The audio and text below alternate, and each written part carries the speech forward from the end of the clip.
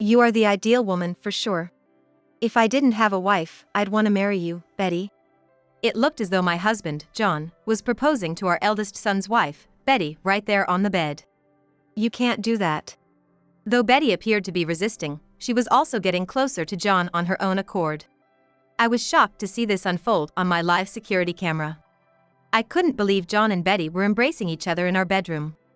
I had always suspected something was going on between them because they seemed too close, but I never imagined I'd witness such a scene live. But then I thought to myself, I have clear evidence of their affair right here. So, why not expose this video in a big way? My name's Patricia Johnson, a 55-year-old housewife. Currently, I work part-time a few times a week. My husband, John, is the same age as me and an office worker. We are high school sweethearts. It's been 30 years since we got married. We barely talk anymore. Whenever I try to start a conversation, John just grunts a short reply. It feels like he doesn't even look at my face anymore. He watches TV and eats in silence during dinner. My only companion at home is our pet Shiba Inu, Carl. Carl is my cherished buddy. We have a son. Our eldest, Terry, is currently 28. Last year, he married a woman named Betty, who's a year younger than him, and they now live with us.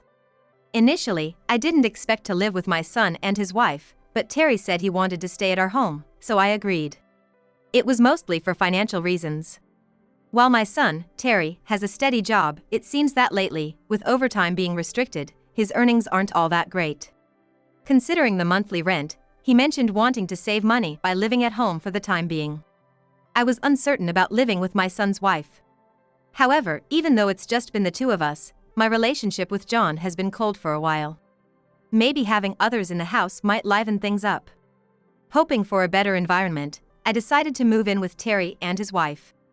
At first, after we all started living together, things were surprisingly smooth. Betty seemed to have a reserved personality, much like Terry. She was considerate, helping around the house, and was always pleasant to me. Things were going so well that I thought, living together might not be so bad after all. But after a while, things began to change. John and Betty seemed to be getting unusually close. While Betty isn't particularly skilled in household chores or cooking and often says she lacks confidence, John always encourages her warmly. I've always lived with my parents, so I'm not used to making even simple dishes like beef stew. Do you think my seasoning is okay? For a beginner, it's pretty good. It's tasty, Betty. John, who barely speaks to me, would talk to Betty in such a sweet tone. I used to live off campus during my college days, so I'm actually good at cooking. I'll show you how next time we have a day off. Really? I can't wait for your cooking lesson, John. With a big smile, Betty replied, and John seemed absolutely thrilled. He never cooked a day in his life since we got married. Ever since Betty moved in, John has been coming home from work much earlier. He often brings home desserts and gifts she'd like. Seeing them like this, I couldn't help but feel uneasy. On the other hand, Terry didn't seem to notice anything and acted quite indifferent even in front of Betty and John. As time went on, not only John but also Betty's behavior started to change. While she acted all sweet and helpless in front of John, she started to show a colder attitude towards me when we were alone. One evening, when it was just the two of us, I went to take a shower before Betty. Betty, I'm done with the shower. It's all yours. I forgot I'd already told her once, so I accidentally repeated myself after a while. I get it, you don't have to tell me twice. Betty snapped at me. I was taken aback. Sure, it was my mistake for saying it twice. But she didn't have to be that harsh. She was never like this when she first got married. From that point on, I became a bit wary of Betty. Maybe she sensed how I felt about her. She started acting more and more condescending towards me day by day.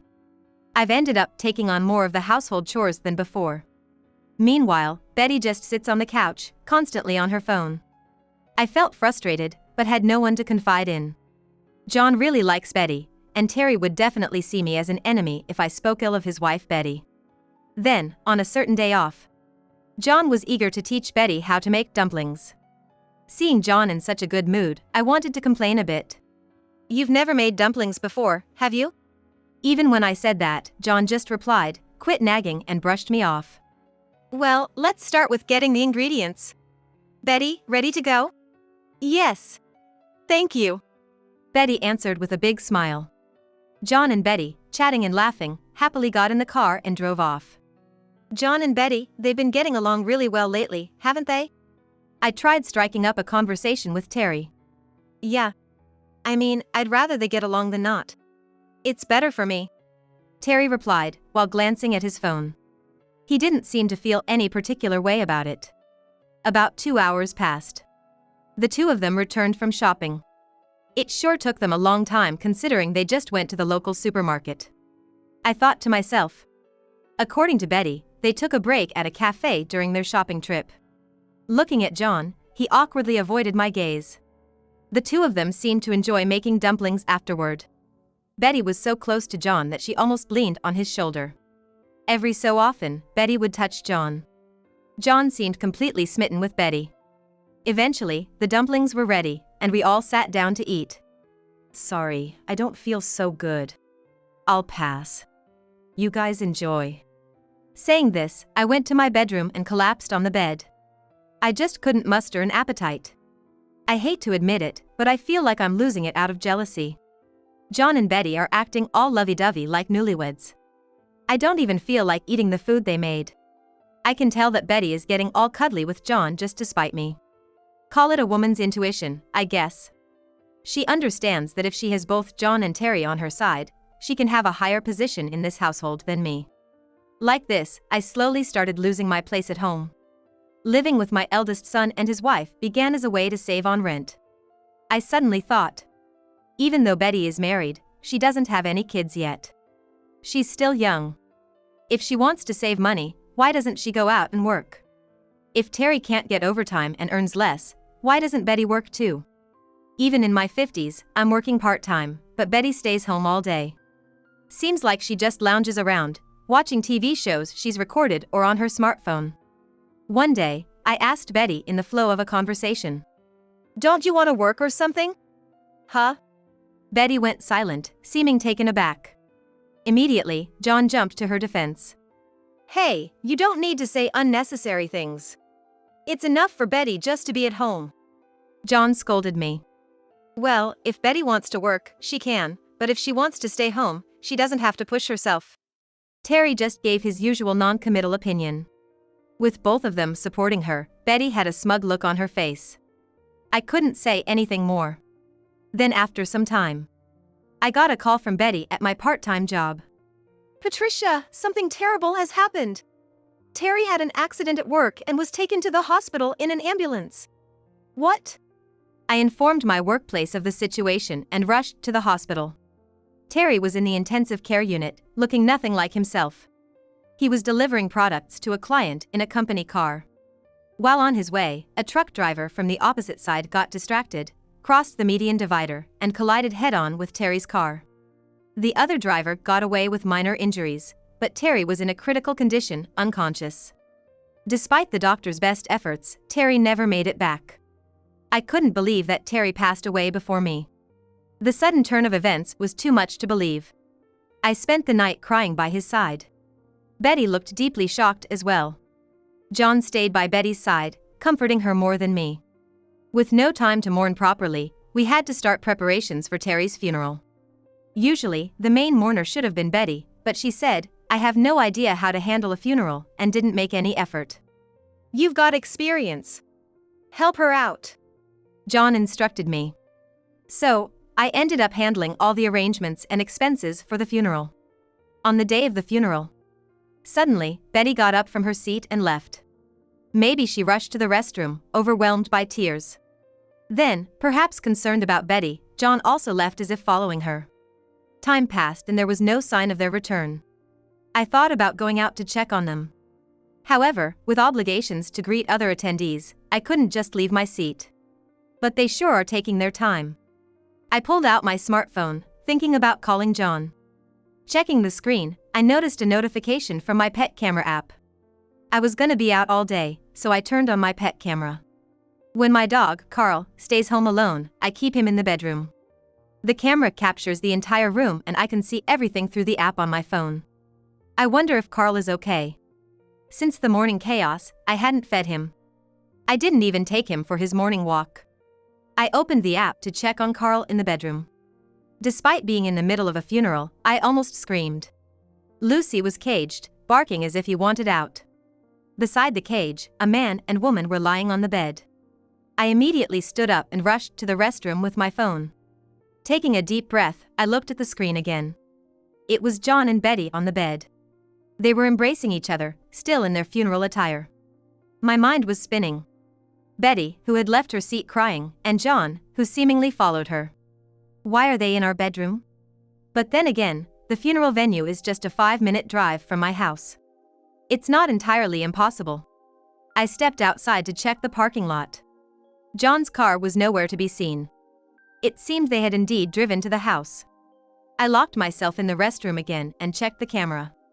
Carl had stopped barking and I could hear the two talking. John tenderly wiped away Betty's tears, touching her face. Surprisingly, Betty was smiling in response. "You really are lovely, Betty. Truly beautiful." John showered her with compliments. "Really? That's so sweet of you." Betty seemed genuinely pleased. She had been crying at Terry's funeral just moments ago. "You're the ideal woman for me. If I didn't have a wife, I'd want you as mine." John seemed like he was proposing to Betty. "No. You can't." Betty showed a bit of resistance, but was also clearly drawn to John. "You do remind me of someone, Betty. So much resemblance." Hearing this, I was in shock. John and Betty continued their intimacy on the bed. I couldn't watch any longer. I closed the app. I'm feeling disgusted and not wanting to see any more. When I finally left the restroom in a daze, I managed to get back to my seat. After a while, John and Betty returned to the funeral venue together. Both looked somewhat downcast. Betty's hair was a bit disheveled. To those around, it might have just seemed like a devastated wife, Patricia, breaking down in tears and a kind father-in-law, comforting her. However, knowing the truth, I was boiling inside. But all I want right now is to get through Terry's funeral. Trying to suppress my anger, I held it together. After the funeral, we finally headed home. John and Betty were seated on the living room couch. I immediately went to the bedroom to get our dog, Carl. "Carl, sorry for keeping you locked in the bedroom all day." As soon as I did, Carl bolted out of his cage. He wagged his tail happily at me and then darted into the living room. "Hey, what's gotten into you?" Ignoring John's attempts to calm him, Carl made a beeline for Betty's feet. "Ah! What the heck?" Even as Betty shrank back, Carl jumped up at her, barking. The force knocked Betty to the floor. I was stunned by Carl's behavior. He seemed furious with the two of them. Thinking back, I remembered seeing on our pet camera that Carl had been locked inside a cage in the bedroom. That cage was from when Carl was a puppy, and we hardly use it anymore. Because he hates it. John and Betty probably caged him because he'd be in the way when they got intimate. I'm sure they ignored Carl's barking. They might have let him out when they left the room, but Carl must have been upset with them for confining him in that tight space. "Hey, Carl, calm down, I'm gonna feed you now," John tried to pacify him. But Carl, showing no interest, bit at John's foot. Carl doesn't particularly like John or Betty, who never take care of him. He probably can't forgive them for locking him in the cage he detests. "Ouch! Hey, stop that! Don't come near me! What's with this dog? Is he out of his mind?" Betty exclaimed, frightened, as Carl growled and lunged at her feet. I'm the only one who takes care of Carl. Feeding, walking, everything. So, he loves me the most. It seemed like he understood how John and Betty were hurting me and was attacking them on my behalf. Carl was standing up for me. This gave me the push I needed. I had saved all the footage from today's pet camera. Perfect evidence of their affair. I wondered if I could use this somehow. I thought about it for a while. After some time passed, we decided to hold Terry's memorial service at our house. For the service, not only our family and relatives, but also Betty's parents are planning to come. For me, this is a golden opportunity. Everyone gathered in our living room, where the memorial service took place. Afterwards, everyone started chatting loudly around the catered food. When everyone had finished eating, I stood up and began to speak. "Thank you all for coming today for Terry's memorial service. I have something I'd like all of you to see today. Everyone became silent and focused on me. John and Betty looked stunned as I was bringing up something unexpected. I closed the shutters of the living room and turned off the lights. Even though it was daytime, the room went pitch dark. I pressed the remote for the projector I had prepared in advance.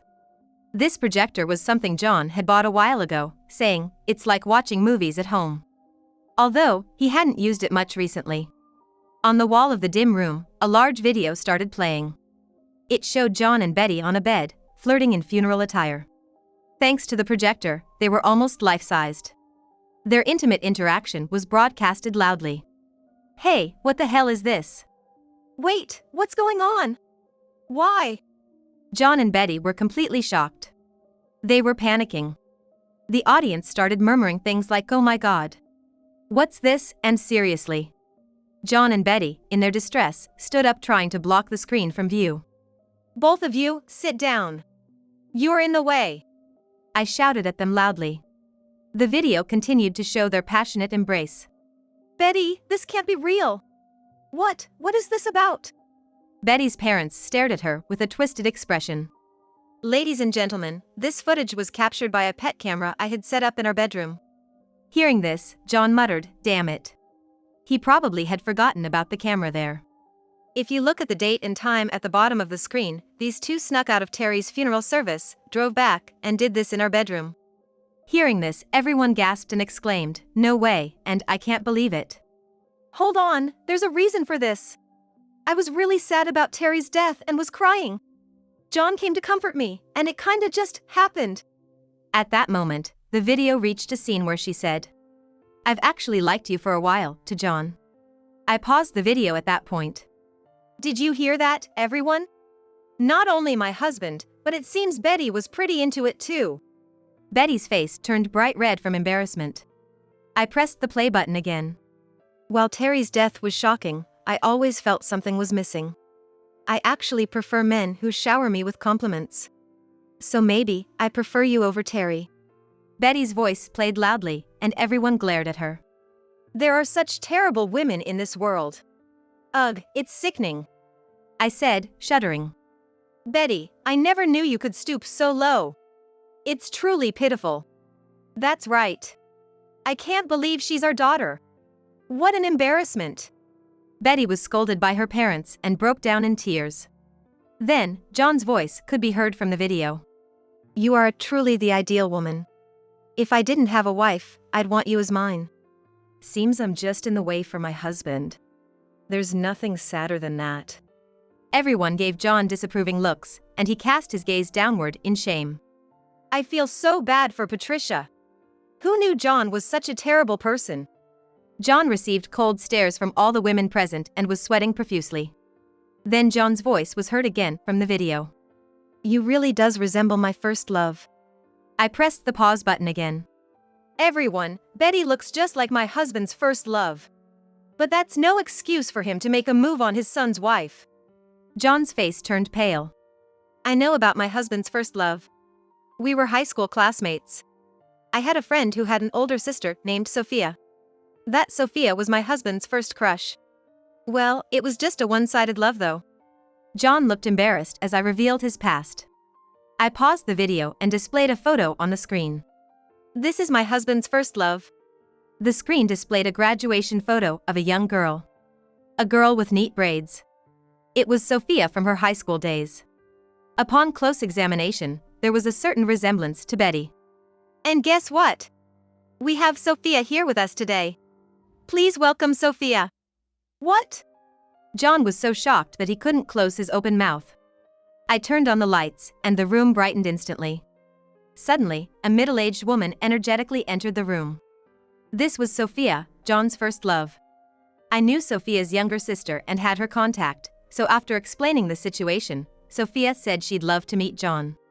Hey, long time no see. John, how've you been?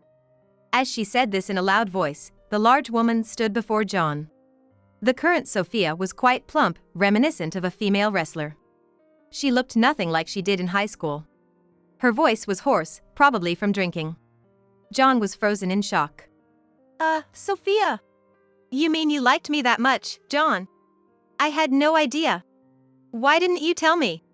Sophia, now a bold character, made a grand entrance and left John dumbfounded. You made a move on your son's wife just because she looks like me. John, that's just not right. Sophia said this and playfully slapped John's shirt. He staggered from the impact. Hey, I'm divorced and single. I run a bar now. Why not join me? John was forcibly hugged and swayed by Sophia. No, I'm married, you know. But Patricia already gave me the green light. She said she'd hand you over any time. Hearing this, John looked at me. While looking at Sophia, I nodded in agreement and said, exactly. I feel like throwing out this husband of mine right now. If anyone wants him, feel free to pick him up. Just then, Betty, who had been silently watching, suddenly spoke up. Wait a minute. John, aren't you being a bit harsh? How do you think I resemble this hefty woman? What? No, she used to be really cute back in the day. Never thought she'd change so much. When John said this, Sophia hugged him tightly again and said, Excuse me? It's rude to talk about someone like they're some kind of monster. We're both divorcees, right? Let's try to get along. By the way, I've been looking for a new man. You'll do, John, won't you? John could only shake his head in refusal. I don't look anything like her. Betty was fuming. Shut it. You're making a scene. Betty was scolded by her parents. The reunion became total chaos. John and Betty were shunned by the family and promised not to have any more dealings with them in the future. After that, I kicked both John and Betty out of the house. I divorced John and sued both of them for the mental suffering they caused me. Betty's feelings for John cooled down, and she started to resent him. Their relationship deteriorated quickly. Having been abandoned by her family, Betty wandered aimlessly. Being unemployed, Betty found herself suddenly living alone and applied for various jobs. But she couldn't get a good job as her interviews didn't go well. Now, she's working multiple part-time jobs day and night, living alone in a rundown apartment. As for John, his affair with his son's wife became public at his company. Due to the damage to his reputation and the loss of trust, he got fired. Now, he's just scraping by, doing manual labor part-time jobs. Moreover, John has been getting constant invitations from Sophia. The constant pestering is mentally wearing him out. Even though John was married to me, he always had a soft spot for Sophia since high school. But this unexpected reunion turned those sweet memories into a nightmare. As for me, without the stress of having John and Betty around, I'm living peacefully by myself. I can't help but feel sorry when I think about Terry. But if I keep being down about it, Terry won't be happy either. I've continued my part-time job and started a home garden, making sure to stay active. And, most importantly, I have my buddy, Carl. Going for walks with Carl is the happiest time of my day. I hope to continue living fulfilling days in this house.